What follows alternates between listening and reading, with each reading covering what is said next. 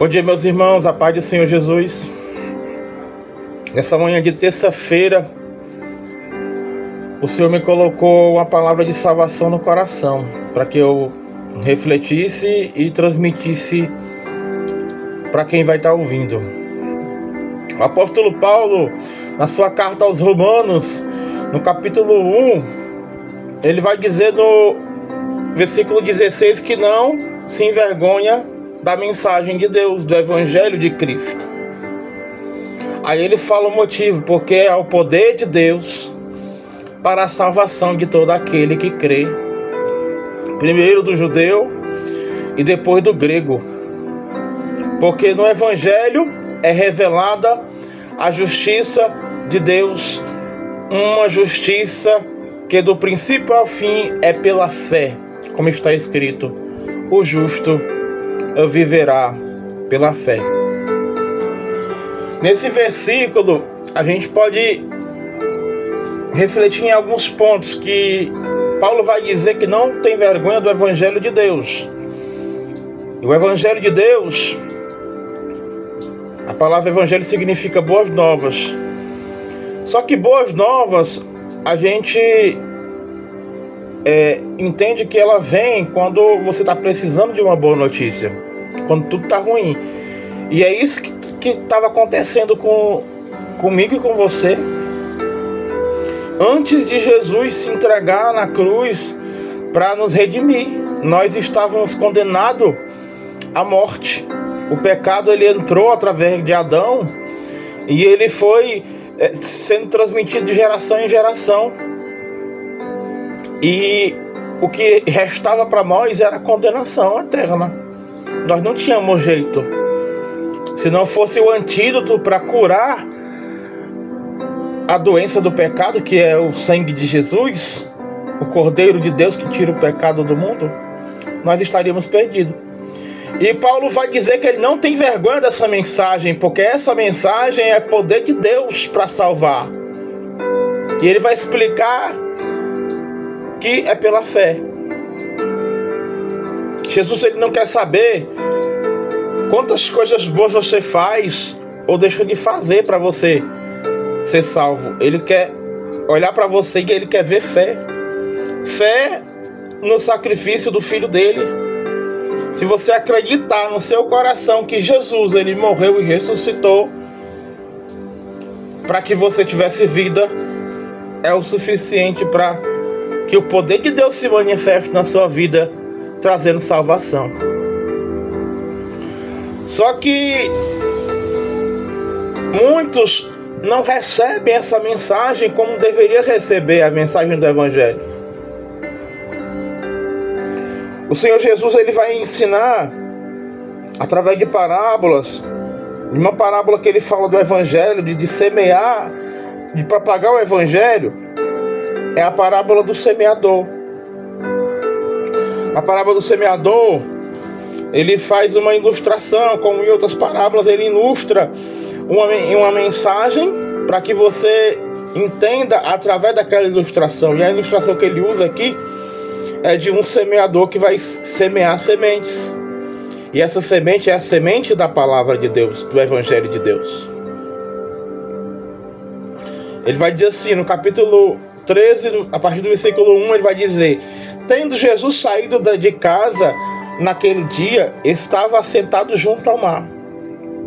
E ajuntou-se muita gente ao pé dele, de sorte que, entrando no barco, se assentou, e toda a multidão estava em pé na praia. E falou-lhe de muitas coisas por parábolas, dizendo: eis que o semeador saiu a semear. E quando semeava, uma parte da semente caiu ao pé do caminho, e vieram as aves e comeram-na. E outra parte caiu em pedregais, onde não havia terra bastante, e logo nasceu, porque não tinha terra funda. Mas vindo o sol, queimou-se e secou-se, porque não tinha raiz. E outra caiu entre espinhos, e os espinhos cresceram e sufocaram-na. E outra caiu em boa terra, e deu fruto, a 100, outro a 60 e outro a 30. Quem tem ouvidos para ouvir, que ouça. O Senhor Jesus, ele vai explicar a parábola, essa parábola que ele fez de um semeador. Ele vai fazer o resumo dela lá embaixo. Se a gente adiantar e for lá para o versículo 18 do capítulo 13, ele vai explicar a parábola. Ele vai dizer assim, no versículo 18: escutai vós, pois, a parábola do semeador. Aqui ele já está explicando para os discípulos. Ouvindo alguém a palavra do reino e não a entendendo, vem o maligno e arrebata o que foi semeado no seu coração. Este é o que foi semeado ao pé do caminho. Então o Senhor Jesus, ele vai dizer que aquele que não entende o evangelho, ouve e não entende, o maligno vem e rouba a semente que foi plantada. Só que a gente vai entender que na explicação da parábola, só um terreno vai gerar semente, vai fazer com que ela dê fruto. Esses terrenos que ele vai explicar é o terreno do coração que está recebendo essa palavra. Aí você pode estar recebendo essa palavra agora também,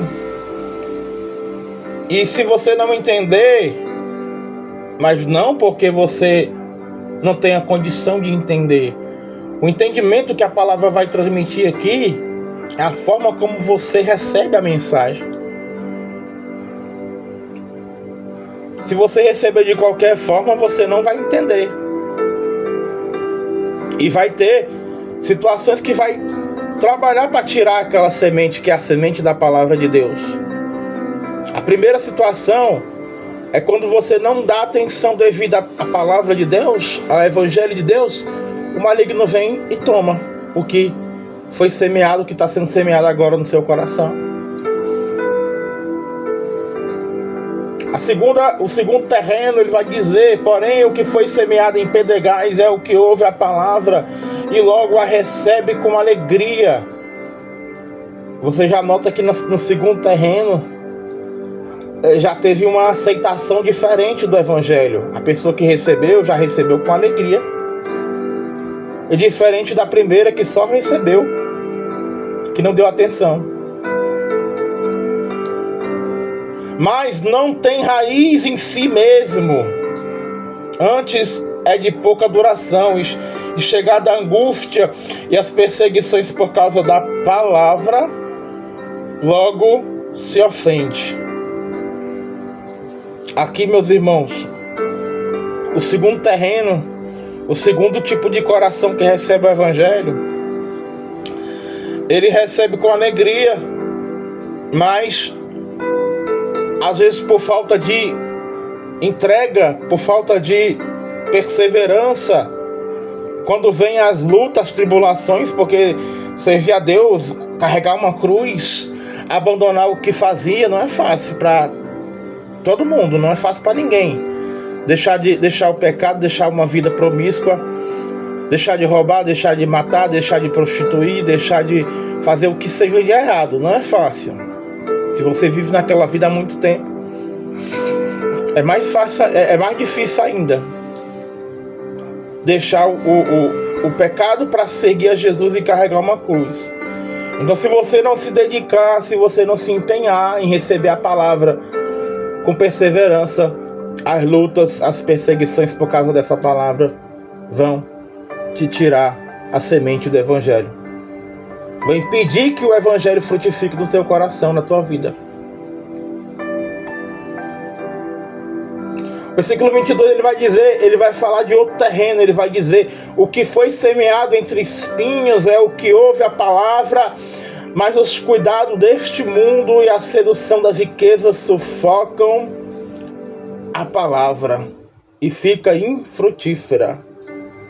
Outro terreno, outro coração que recebe a palavra, mas não se empenha em abandonar as riquezas desse mundo, os prazeres desse mundo, o Deus deste século, que Jesus vai dizer A única coisa que ele compara com Deus na sua palavra é o dinheiro. Ele vai dizer que não se pode servir a dois senhores.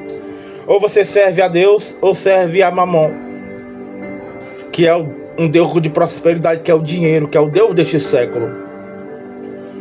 Então, se você não se decidir em servir só um Senhor, as riquezas, o glamour, o sucesso, o amor ao dinheiro, como Paulo vai dizer que é a raiz de todos os males, ele vai te sufocar ao ponto do evangelho não frutificar no teu coração.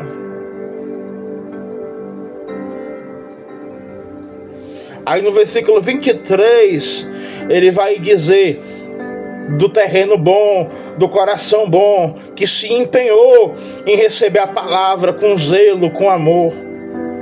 Esse vai frutificar. Esse é o terreno que você tem que ser. Você pode se perguntar, em que terreno eu tenho que ser então? Esse terreno. O terreno que recebe com amor a palavra, que se decide pelo evangelho, que se decide em atender o que Deus pede. Ele vai dizer no versículo 23, mas o que foi semeado em boa terra é o que ouve e compreende a palavra e dá fruto, e um produz a 100, e outro 60, e outro 30. Então é o terreno que o evangelho vai frutificar, que a palavra de Deus vai cair nesse coração e ela vai dar frutos. Os cuidados do mundo, o maligno, as perseguições não vão impedir de dar fruto, de frutificar, porque caiu numa boa terra. Essa boa terra é o coração que recebe e compreende. A palavra compreender aqui no original significa receber, juntar e formar uma interpretação. Assim como um aluno ele recebe uma atividade para que ele passe de ano, muitos não dão atenção, recebe de qualquer forma aquela atividade, aquela tarefa, aquela disciplina para estudar. E os que não se empenham em estudar aquela disciplina para interpretar, para entender, fazer uma análise completa do que foi passado, ele não consegue passar de ano, ele fica reprovado. Assim é nós. Quando a gente não se dedica em receber a palavra de Deus para interpretar com cuidado, com zelo, para entender a vontade de Deus e viver aquela vontade que Ele tem para cada um de nós, nós não passamos de ano, nós ficamos reprovados. Só que aquele que se empenha, que compreende, que ouve e compreende a palavra, ele frutifica, as coisas começam a dar certo. Vai vir luta, igual veio luta para o terreno que veio as perseguição, que ele se ofendeu. O inimigo vai querer tirar a palavra como ele tentou tirar no primeiro terreno. Os cuidados desse mundo vão tentar te seduzir, mas você já se decidiu com empenho, com perseverança, que você vai interpretar, que você vai entender, vai compreender a vontade de Deus. Esse mesmo verbo compreender aqui no original, ele vai aparecer na Epístola aos Efésios, num contexto de obediência também, que no primeiro versículo vai dizer assim, ó: sede, pois, imitadores de Deus, como filhos amados, e andai em amor, como também Cristo nos amou, e se entregou a si mesmo por nós, em oferta e sacrifício a Deus, em cheiro suave. Então Deus, ele nos manda obedecer, andar em amor. Lá no versículo 17 vai aparecer novamente esse mesmo verbo, compreender. Ele vai dizer assim, ó: por isso não sejais insensatos. O que Deus fala para nós essa manhã é: não sejais insensatos, mas entendei qual seja a vontade do Senhor. Esse entender aqui é o mesmo verbo que está nesse bom terreno que recebeu a palavra e compreendeu a palavra. Então Deus nos manda não ser insensato, mas entender a vontade dele, para que a gente viva essa vontade, porque ela é boa, ela é perfeita e é agradável. Só que a gente não pode ser insensato ao ponto de não receber a palavra com empenho, compreender e viver a mensagem do Evangelho, para que esse Evangelho frutifique no nosso coração. É o que o Senhor tem para nós essa manhã, que a gente se empenhe para ser o bom terreno que recebe a palavra com amor e compreende a vontade de Deus,